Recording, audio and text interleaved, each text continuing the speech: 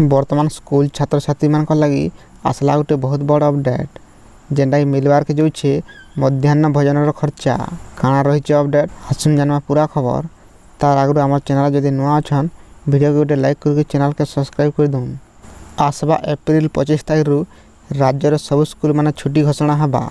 राज्य में बढ़ुवर खरा के दृष्टि रखी ई पदक्षेपटा नि एप्रिल 25 रु स्कूल मान को खरा छुट्टी घोषणा कर राज्य सरकार। ई समय स्कूल पिला मान को दिया मध्याह्न भोजन खर्चा ता संग संग चौल बिल इता के लेकर पीएम पोषण राज्य नोडाल ऑफिसर रघुराम आर आयन को तरफ रु सबु जिलापाल मान को चिठी करा जोर खरार तातिल लगी गला 18 तारीख 20 तारीख तो स्कूल मान बंद थिला। तेबे एकाडेमिक कैलेंडर अनुसार मे 6 रु खरा छुट्टी होबार कथा किंतु प्रचंड ग्रीष्म प्रवाह लगी राज्य सरकार एप्रिल रु राज्यर सब स्कूल मान के छुट्टी घोषणा करिछन। तेबे एप्रिल 25 तारीख रु मे 4 तारीख माने 9 दिन खाद्य पिला मान को दिया जिबा। टोटाल 12 दिन छुट्टी लगी अभिभावक मान को मध्याह्न भोजन सामान सहित चाउल भी दिया जिबा।